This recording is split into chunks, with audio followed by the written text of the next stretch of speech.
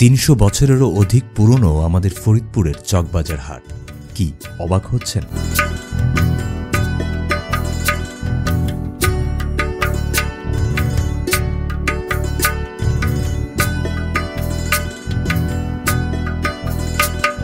শত বছর ধরে চলছে এই শতবর্ষী চকবাজার হাট।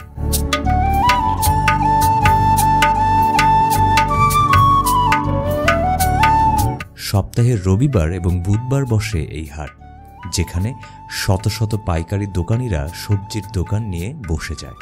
ফরিদপুরের বিভিন্ন প্রান্ত থেকে আসা ব্যবসায়ীরা সকাল থেকেই হাটে আসতে শুরু করেন। মূলত বিকেলেই জমে ওঠে চকবাজারের হাট, চলে মধ্যরাত পর্যন্ত বেচাকেনা।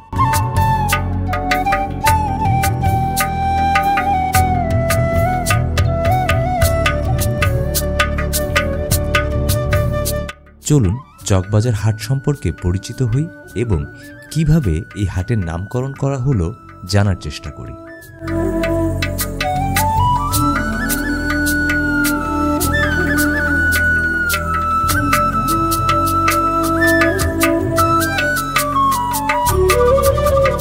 চকবাজার বলতে খোলা বাজার বা উন্মুক্ত বাজারকেই বোঝানো হয়ে থাকে, যা মুঘল আমল থেকে প্রচলিত হয়ে আসছে। যেমন ঢাকা চকবাজার, ভারতেও রয়েছে চকবাজার, যেগুলো মুঘল আমল থেকে চালু হয়েছিল। ঠিক একইভাবে আমাদের ফরিদপুরের এই চকবাজারও মুঘল আমল থেকে চালু ছিল বলে ধারণা করা হয়। ইতিহাস তাই বলে।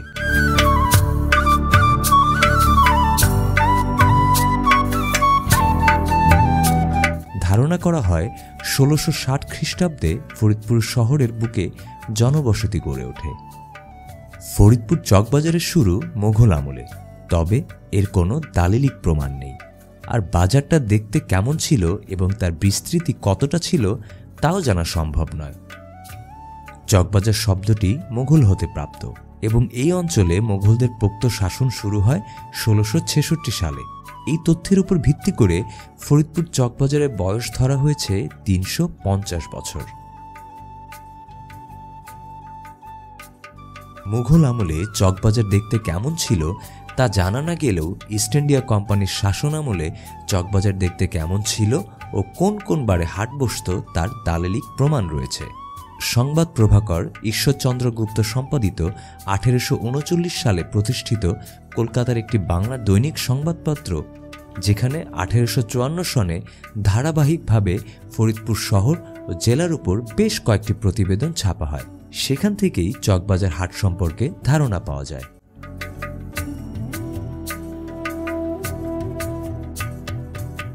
চকবাজার ছিল এই অত্র অঞ্চলের একমাত্র বাণিজ্যিক কেন্দ্র। এখানে সাপ্তাহিক হাটে খাদ্যশস্য বেচা কেনা হতো। খাজনা আদায় করা হতো হাটে আসা পাইকারি বিক্রেতাদের কাছ থেকে।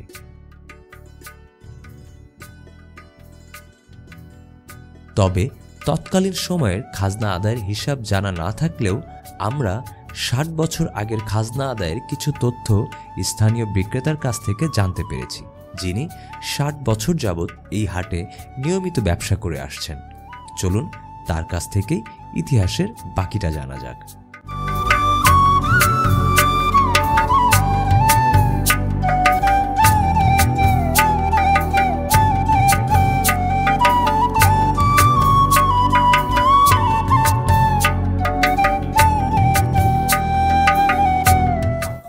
আমার নাম মণিমোহন দাস। আমি দীর্ঘ ৬০ বছর দোকান করি। চায়না রিক্সার জোড়া, আর এখন যাই হলো ৩০ টাকা যায় এক একজন রিক্সা নিয়ে। খাজান ২ পয়সা, ২ পয়সা, ৪ পয়সা, ২ আনা।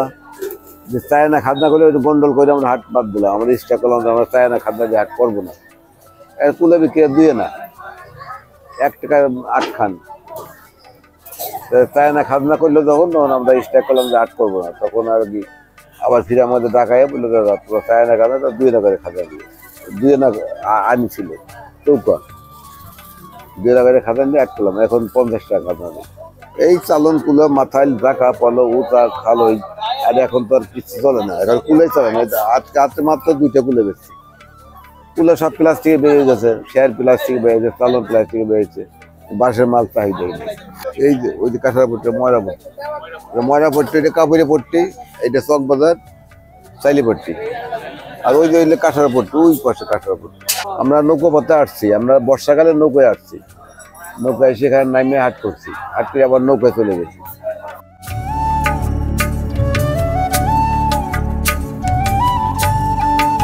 চকবাজারে বেশ কিছু পট্টি ছিল তখন, যেখানে ওই নামের সাথে সম্পর্কযুক্ত পণ্য বিক্রি করা হতো। এই যেমন ময়রা পট্টিতে মিষ্টি জাতীয় খাবার,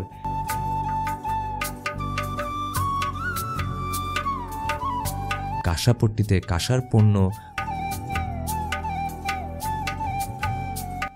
মাছ বাজারে মাছ বিক্রি হতো।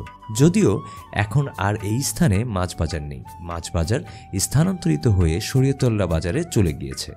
দুধ বাজারে দুগ্ধ জাতীয় পণ্য পাওয়া যায়, পাশেই পানপট্টি, গুড়পট্টি, কুমারপট্টি। একটু দূরেই ছিল সোনাপট্টি, যা বর্তমানে স্বর্ণকার পট্টি নামে পরিচিত। যদিও বর্তমানে এসব স্থান আর আগের চেহারাই নেই, উঁচু উঁচু ভবন নির্মিত হয়েছে এখানে। শুধুমাত্র চকবাজার হাট এখনও খোলা স্থানেই সপ্তাহে 2 দিন বসে।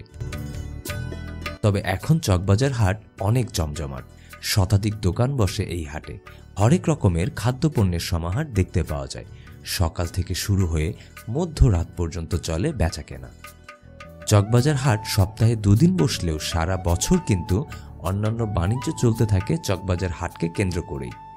এখানে স্থানীয় বাণিজ্যের প্রসার ঘটেছিল, যেমন চালের আড়ত, ডাল, বাদাম, মশলা জাতীয় পণ্য ইত্যাদি।